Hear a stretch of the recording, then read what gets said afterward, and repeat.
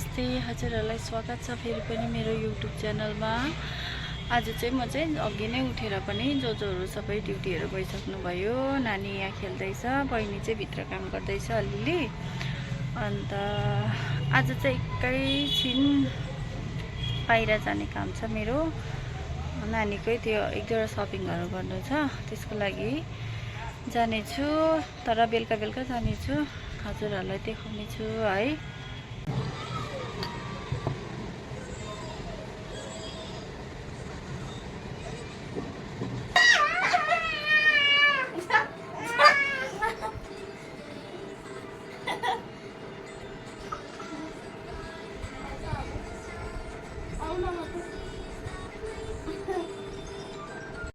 साथीहरू हामी चाहिँ एकैछिन म्याक्स जाँदैछौँ। हिँडेरै जाउँ भनेको चाहिँ घरबाट साह्रै टाढो त पर्दैन, तर पनि घामले गर्दा हिँड्नै सक्दैन साथीहरू।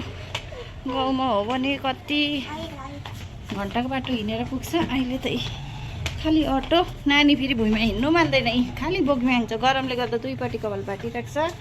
आज त भाइ पनि क्रक्समै हिँडिरहेको छ। कान्छी पिछी आउँदैछ, ल अटो बुक भइरहेको छ, आउँदैछ है। अटो पनि आएर पनि सक्यौँ। नानी चाहिँ यसरी पुगेर हिँड्छ है। दुई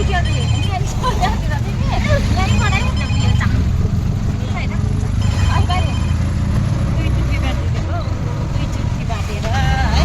दुईजना आसु र छोरा चाहिँ क्रक्समै छ। गरमले गर्दा जुत्ताहरू पनि लाउनु सक्दैनौँ साथीहरू। हामीलाई मात्रै गरम भएको हो कि के हो। हामी चाहिँ आइपुगिसक्यौँ म्याक्स। नानीको लुगाहरू हेरौँ कस्तो लाग्छ, मनपर्छ कि पर्दैन। अस्ति जुडियोमा पनि गएको जाँदा चाहिँ राम्रै छैन। हाफपेन्टहरू हेर्नु आएको अहिले। नानीहरू कता छ रहेछ, कानालाई एकदम कस्तो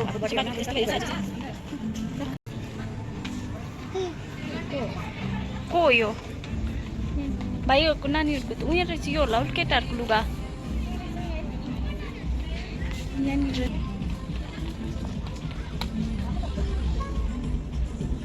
हाम्रो भाइ चाहिँ मलतिर आयो भने चाहिँ यस्तै गर्छ खालि। अन्त चाहिँ उसको लुगा मैला हुन्छ। हाम्रो भाइ चाहिँ मलमा आयो भने चाहिँ उसलाई चाहिँ रुममा गरम भएर चाहिँ त्यहाँ चाहिँ शीतल भएर यसरी सुत्छ जहिले पनि।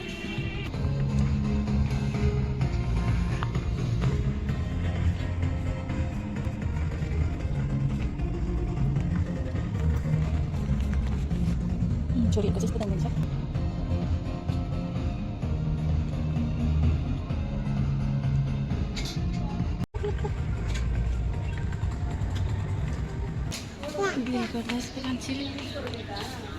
अब चाहिँ हामी म्याक्सबाट निस्केर जाँदैछौँ, अर्को ठाउँमा जानुपर्छ। अब चाहिँ फेरि अलिकति काम पनि छ। अलिकति काम भन्दा त्यहाँनिर नानीको फोटोहरू बनाउनुदेखि त्यो लिँदै जानुपर्छ। साथीहरू हामी चाहिँ हिँड्दै आएको, अटै बुक हुँदैन, फेरि भएन। अटोको भाडा चाहिँ बेङ्गलोरमा चाहिँ यस्तो महँगो छ, त्यही भएर पनि हेर्दैन त्यो भाडा चढ्दैन।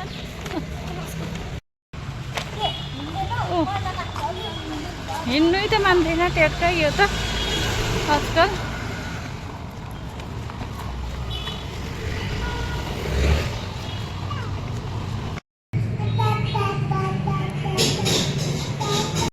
साथीहरू हामी चाहिँ अघि नै बहिनीको रुममा आइपुग्यौँ।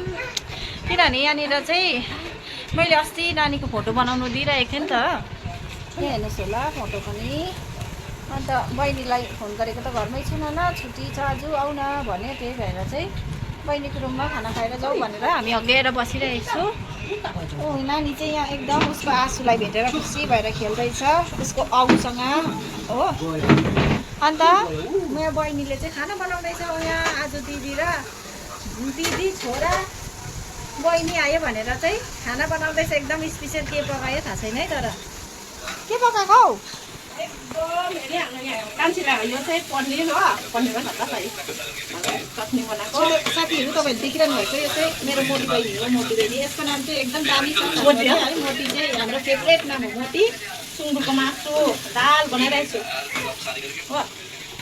मेरो भान्से चाहिँ यहाँ छ भात पस्किँदैछ ऊ हो हामी आयो भनेर चाहिँ सुँगुरको मासु र साग यो हो कालो दाल कान्छीको चाहिँ पनिर उसले दाल भेज खान्छ यहाँ हाम्रोमा चाहिँ भेजिटेरियन चाहिँ एकदम नानी चाहिँ यहाँ साथीहरू सुत्दै सुत्दै के गरेको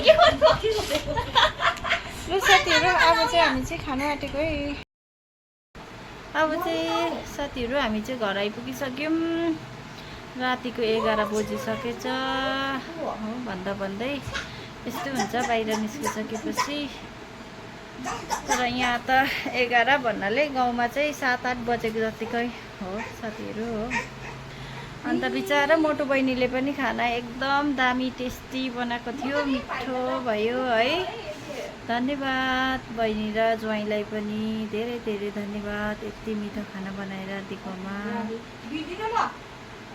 यति भन्दै तपाईहरुलाई आजको भिडियो कस्तो लाग्छ लाइक शेयर अन्त नयाँ हुनुहुन्छ भने प्लिज सब्स्क्राइब गरिदिनुहोस् होला है गुड नाइट हजुरहरु सबैजनालाई बाइ बाइ